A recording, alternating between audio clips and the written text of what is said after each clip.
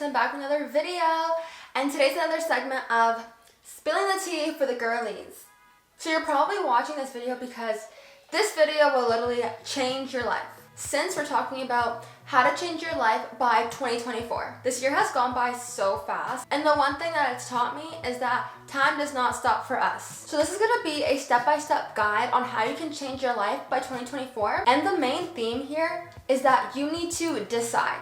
All these steps require you to decide on how you want your life to turn out. So let's start with our first decision, is you need to decide what is your era. If you look back on my previous videos, I've been through multiple eras, like the soft girl era, the villain era. Right now, I would say I'm in my self-isolation era. If you guys haven't checked that video out, check that out after this one. But you need to pick your era for this new life that you want. So you might have gone through multiple eras in your year, but you need to pick the most important era to you right now. So for me, that's the self-isolation era.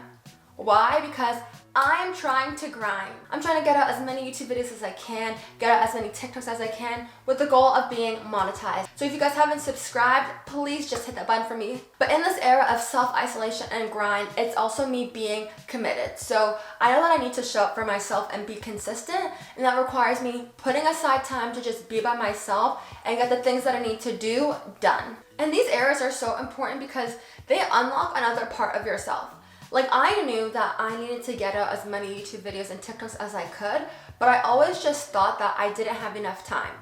But now, forcing myself and committing to that goal has showed me I really have more than enough time to get everything done. Why? Because I've tapped into a specific mindset. These days, what I pray for is the capability of having determination, ambition, and creativity to keep going, having ideas and bringing new concepts to my channel, to my TikTok. Like, that is literally what I strive for, and I'm just living in that mindset.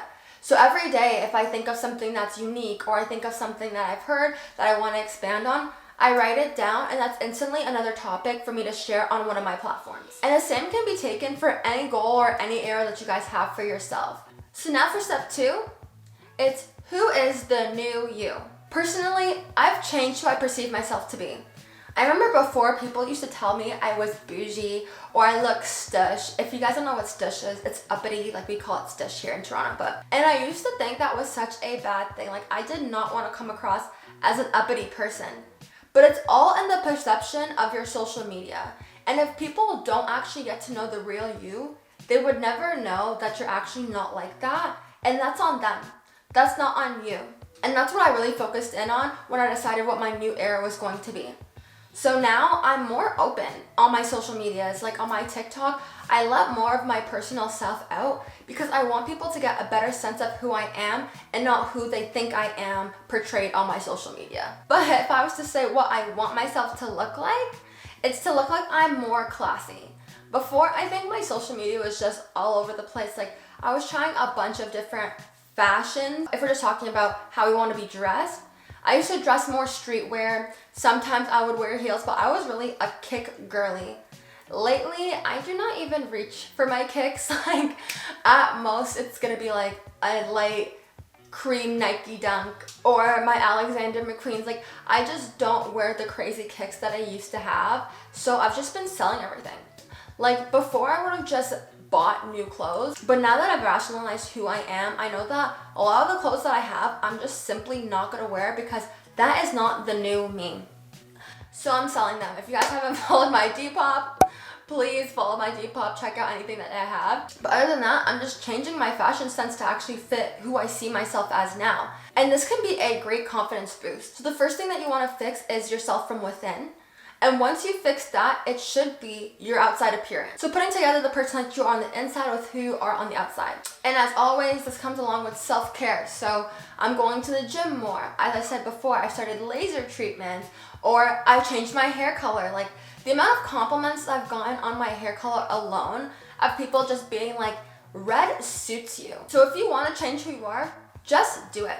Because you need to be confident with who you are, and then people will see that and they'll love you regardless. And speaking about clothes, when we're talking about creating the new us, it does not mean that you have to blow your budget to get the wardrobe you want. I know that right now I'm selling my clothes and I'm using that money to buy my new clothes.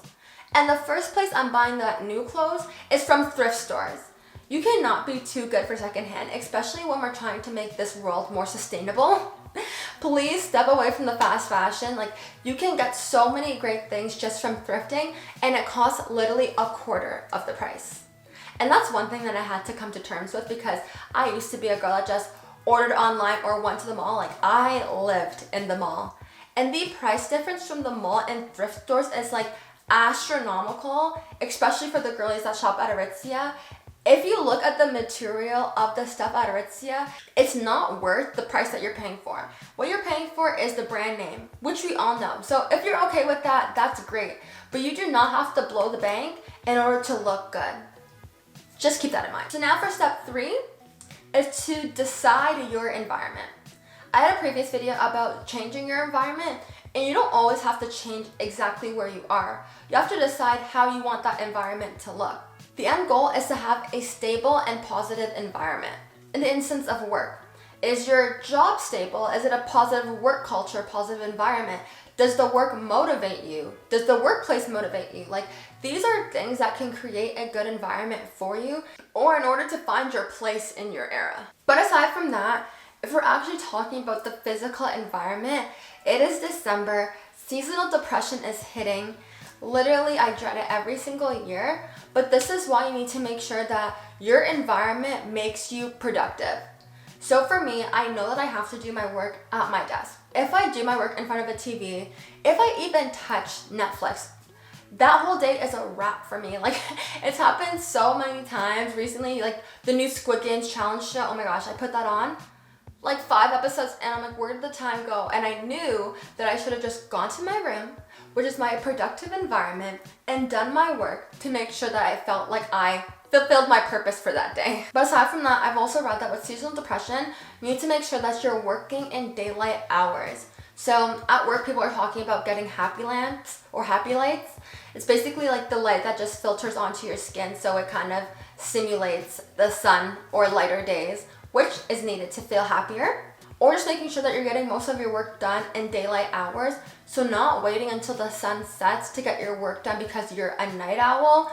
That can work for some people, but they highly do not recommend it for when you're dealing with seasonal depression or when the winter time hits. And now for my 4th and final step is to decide to stay positive.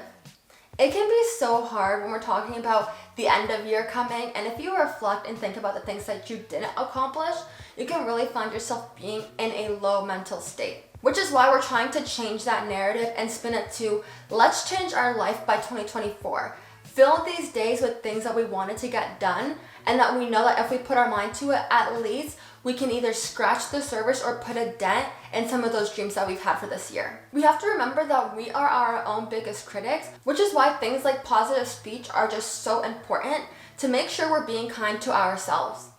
I know that some people use daily affirmations, meditations, or things like that just to help them cope and find mechanisms to stay in a positive mindset, and that is needed.